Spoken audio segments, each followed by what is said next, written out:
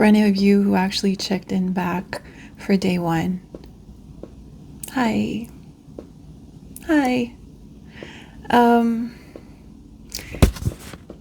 I came with reinforcements. I know I was a little bit of a messy bean yesterday, and I think this is one of the things I want to let go during this time is just I want to be able to hold this space as authentically as possible. It's like, but right now I think I'm showing up a little bit self-conscious about the time, about,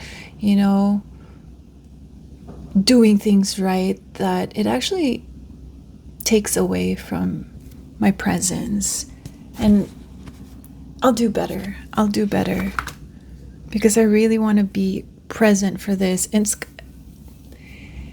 I'm learning. It's overwhelming to start tuning into the space because soon as I listen and connect, I won't be able to talk because I feel it. I feel like the energy coursing through my body. It's restlessness, it's grief, it's anger, you're not even able to identify it as denial just yet, and bargaining. You're still in shock. There's still a lot of shock. You're not even in a space to be able to process things. And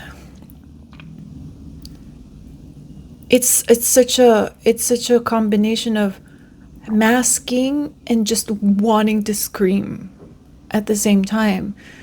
I can understand and I can see why you'd need to mask. Life still goes on around you. And it's not something that you want others to be burdened with. So you try to go about conversations as composed as possible. But deep down, you're just breaking. And whew,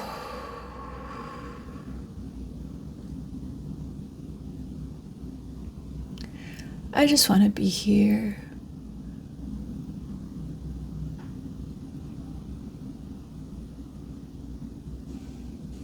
Just to be able to be here. And know, and for you to know, whoever sees this,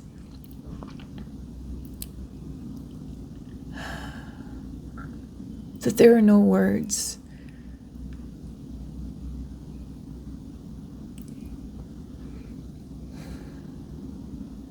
Just presence, just this space.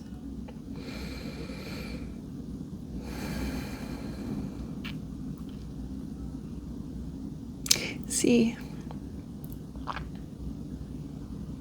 like I wanna cry and I wanna scream, and later on I do have some notes that I wanted to share. So maybe we can go through it, and then I'll tell you how I feel whenever I connect to the space, because it is actually interesting. I oscillate, I toggle between two versions or two modes. There you go. But before that, okay, let's go through the notes of day one. It's day one, guys, of the 30-day no contact journey. I don't know what I'm going to write, I'm going to write no contact rule or no contact journey. I guess you click this because you're familiar with that term, no contact rule.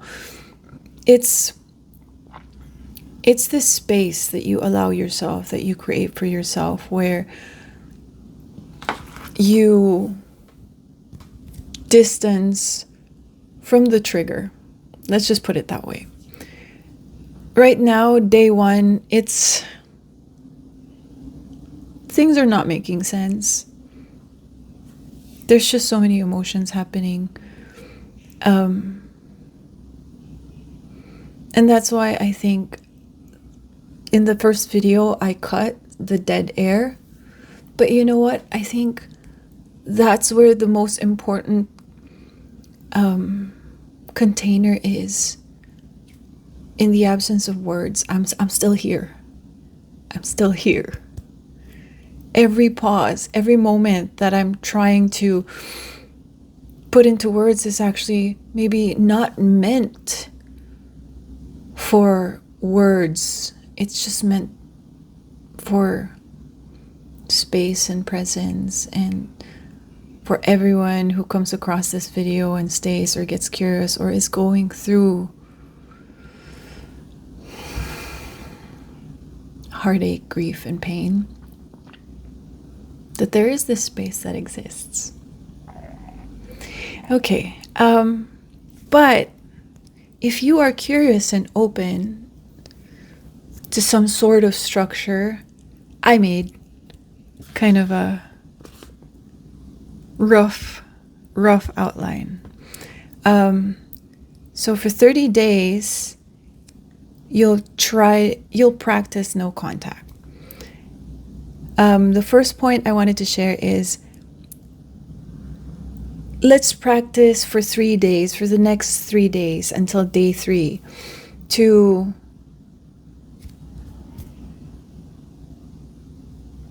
eliminate or to try to one by one set things that trigger you or that remind you of the other person aside.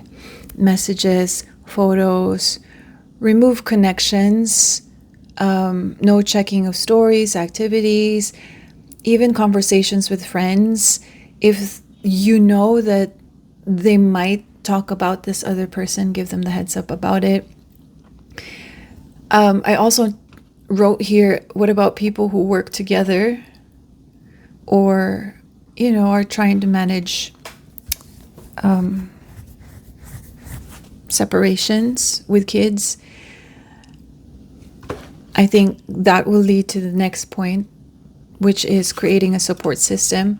But just to complete the first point, establish boundaries with other people regarding conversations. Just be honest that you are in a space where you're creating distance, a buffer zone where your emotions can just plop without having to be influenced or kind of without the interference of just the other person, or not the other person, but the triggers. During this time, you might actually also, that maybe I need to send one more message.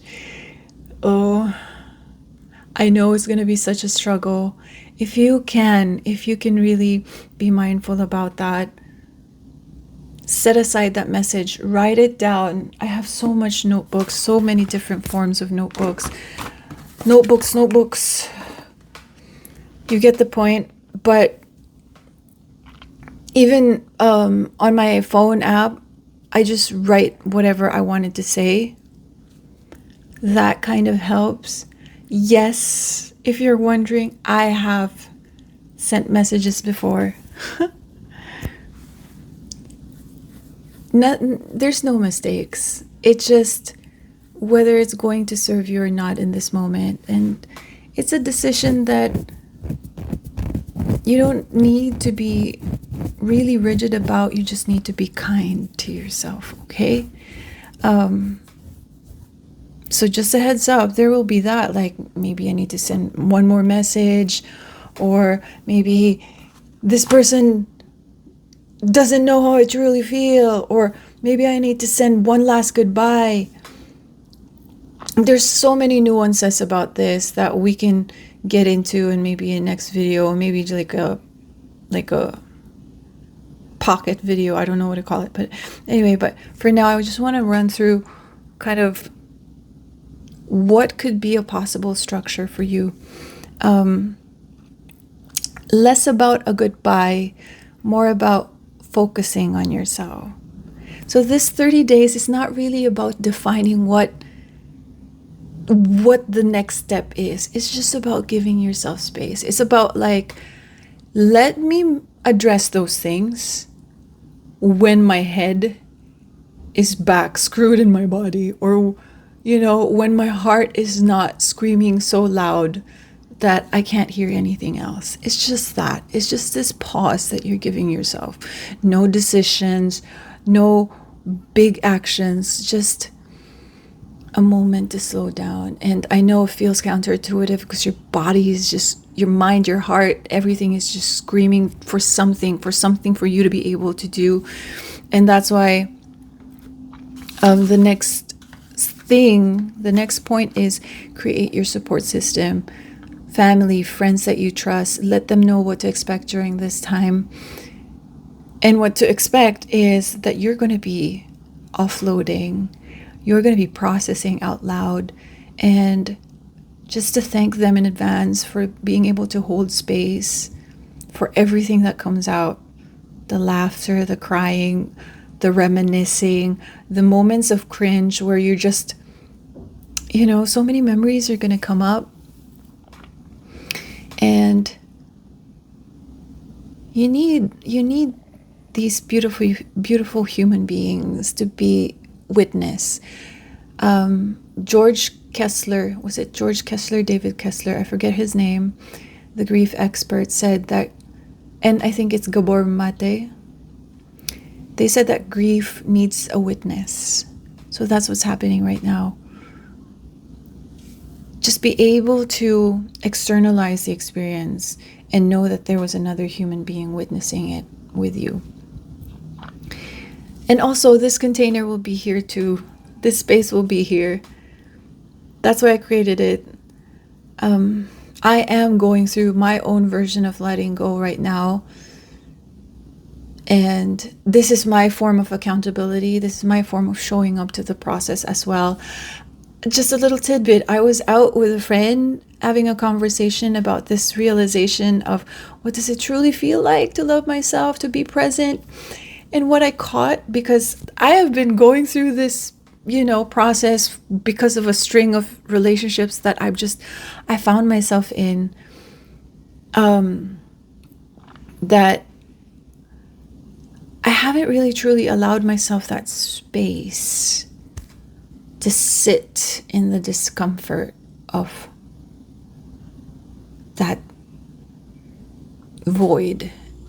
And I think I wrote it somewhere here. We can talk about it later, that void.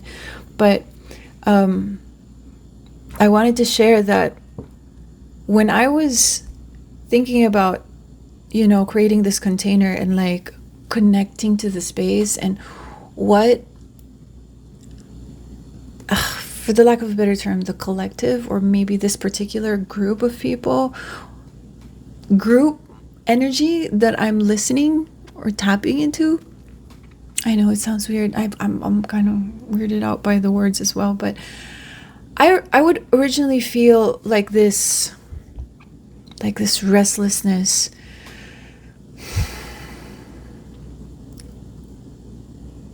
this immense loss. It's like unfinished business. But then last night when I was thinking about it, I felt anger. And it was so clear. It was anger. And I think I'm feeling that way because I'm being called to show up in this space with like this protective energy. And I wrote it down. Not so that, I'm not saying that I feel angry so that you can get angry, but for me to be able to establish boundaries in this space so that you can just be, and so that you can existentially plop and feel. That's what I wrote. So that you can existentially plop and feel. It's just, it's so foreign to me to be able to open this space, and it's virtual.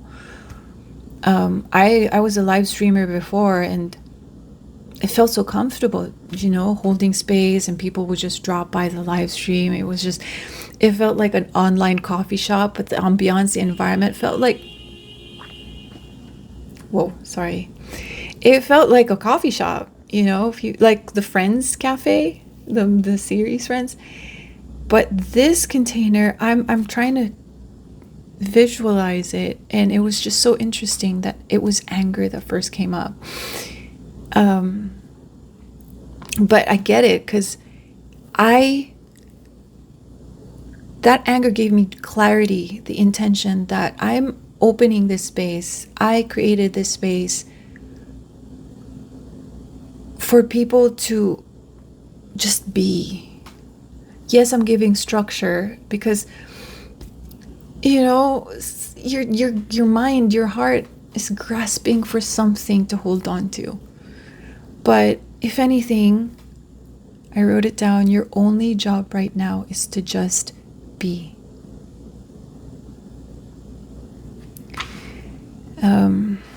And it's going to be messy, and it's okay. It's going to be messy. It's going to be messy. Somehow I look back at, in my 20s, that was, actually not just in my 20s. It was only recently that I finally broke free and found myself really starting to take that long journey back home to myself.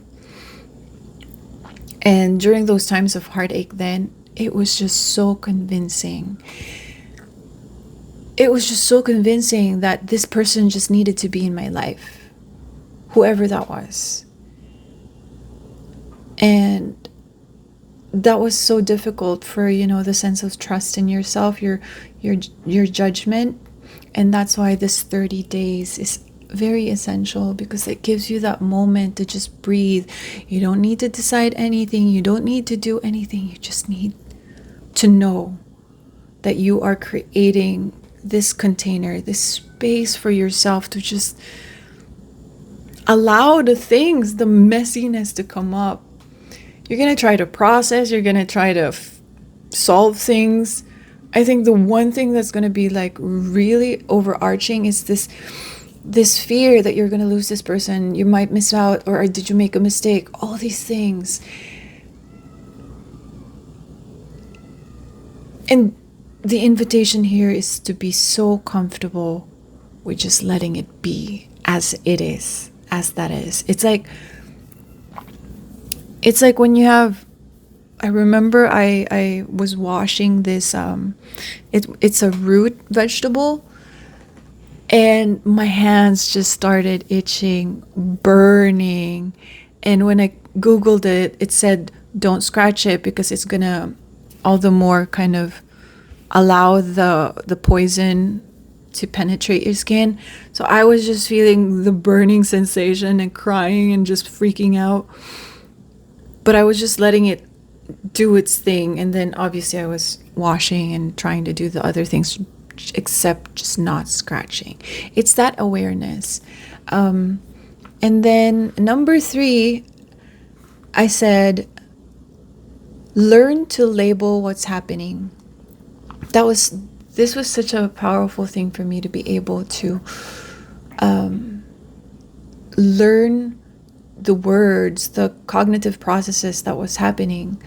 And I was able to identify, okay, my mind is looping right now. My mind is ruminating right now. My mind is trying to resolve things. And I think this type of language also helps when you're talking to your family and friends, and give them permission to be able to tap you when they notice that you're doing it.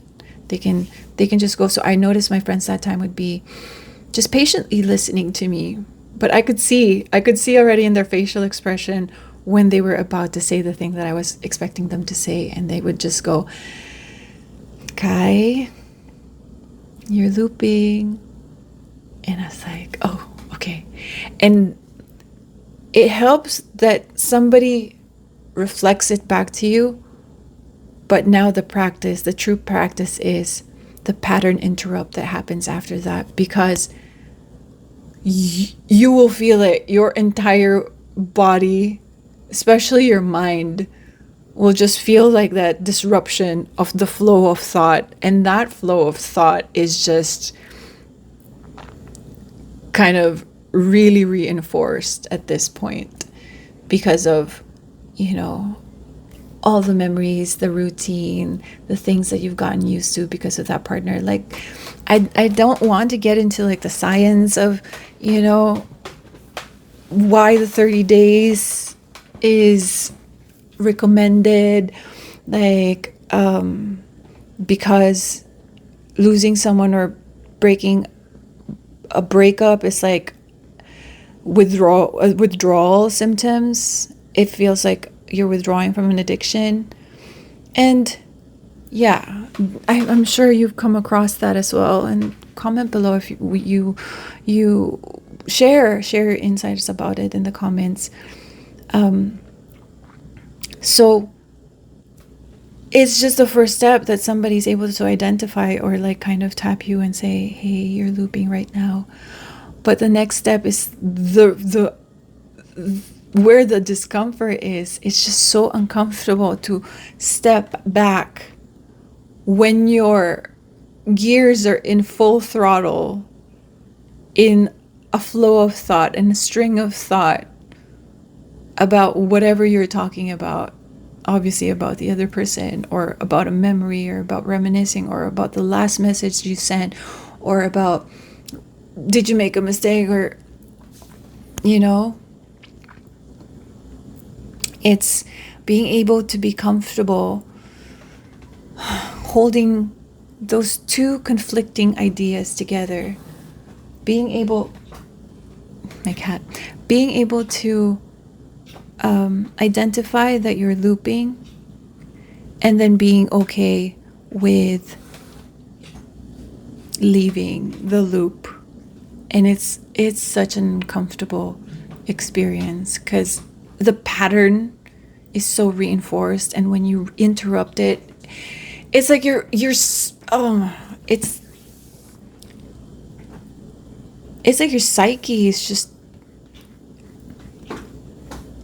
being pulled from something that it wants to complete, and it's not going to get complete. It's not going to finish, because that's the nature of a loop. That's the nature of rumination.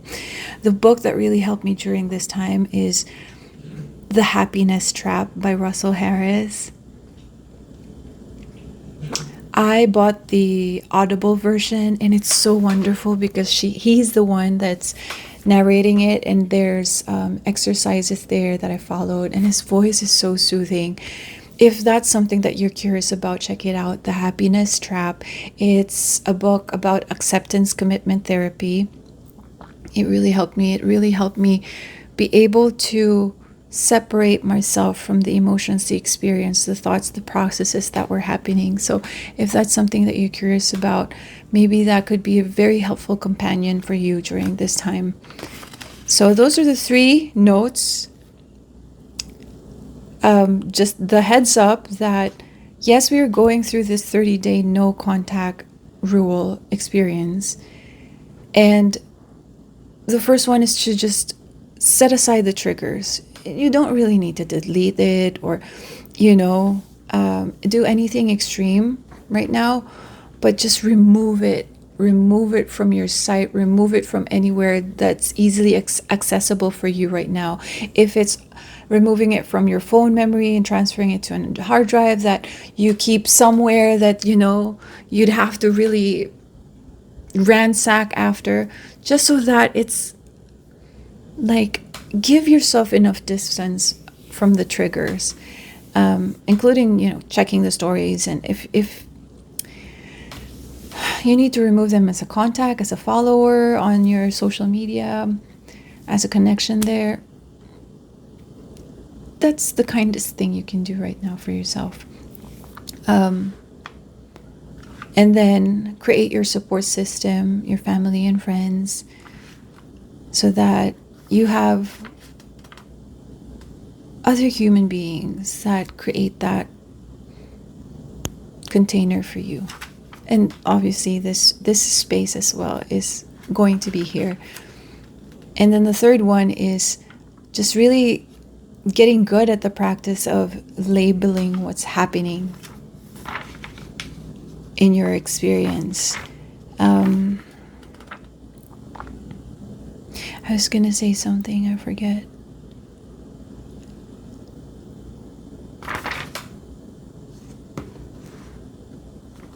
I mentioned already yesterday that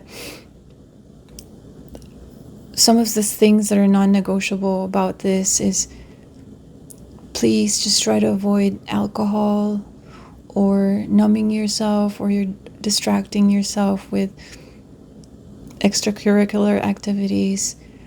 I mean, you can do what I'm lovingly going to tell you that you can do whatever you want. Honestly, there are no mistakes. You'll hear this from me. There are no mistakes. It will eventually lead you somewhere. Because I was there. I've been there over and over again. And there are just forces that I can't explain, but I'm so grateful for.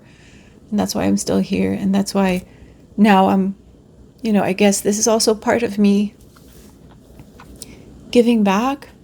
If I'm able to show up for somebody, this is that. Because, man, I have lost friends before because they would get so angry and they just couldn't be around me because of the self-destructive nature of how I was coping with certain things. I don't want to get into detail about how I really betrayed myself. The words, the recurring sentences that just kept on being said to me, like, please, where's your dignity? Yes, that kind of, it reached that point where my friends were begging me, like, please, preserve your dignity or something like that. So yes, I'm not going to be here on a soapbox and tell you not to drink alcohol or not to do other things, but usually it was the alcohol that led to really poor decisions of then showing up somewhere at somebody's doorstep, or like, we are not going there. Yes. There's what ifs that I took note of. It's like, what if they call? What if they message? It falls into the container of trust. Sorry if you hear the noise outside. Trust that this space is honoring both of you. If they call, if they message, you don't need to really give a silent treatment. If it helps to communicate your intentions, then do so. Say, I'm on the spot here, so I might be saying something really kind of generic, but communicate that you're needing this space, or you're needing this time to clear your head. But it's like, and that's why I'm pausing, because I don't want to give anything generic. But what I'm trying to say is, should they call or should they message, it is equally okay to communicate what is happening, but also at the same time honoring what is happening. That kind of clarity only leads to respect elicited from him, and self-respect, that you're honoring yourself in the process, in the moment.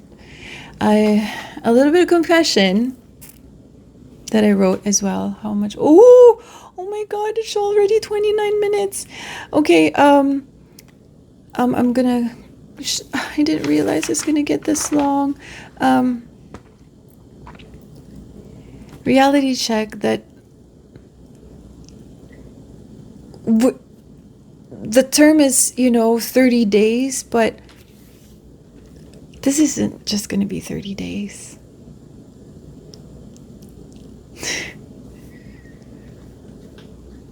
But this space is gonna be here, and we're gonna move through it one day at a time, okay?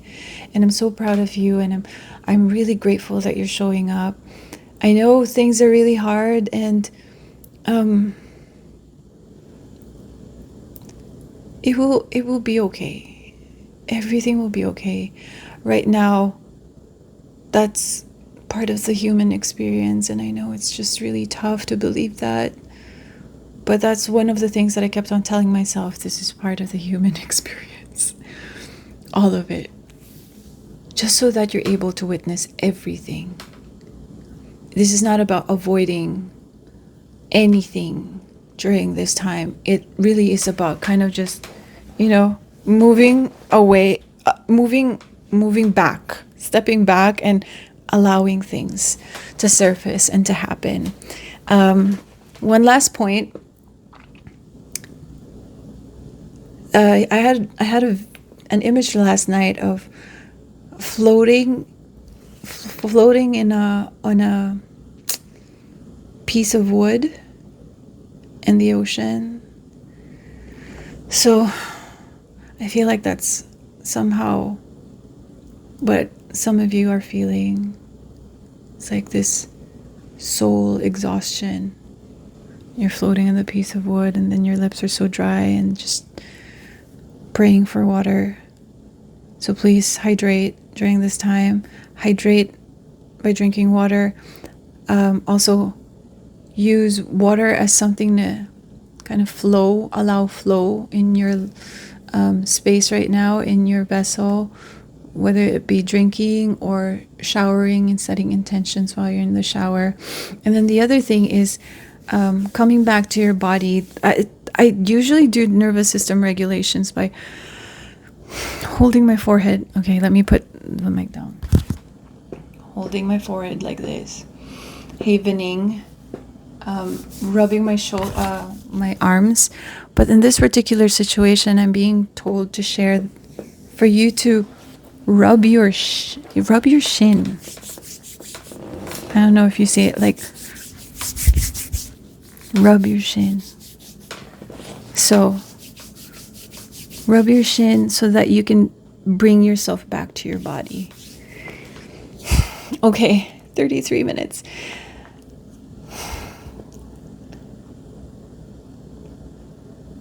You're gonna be okay, okay? And I'll see you guys tomorrow for day 2. Okay, bye.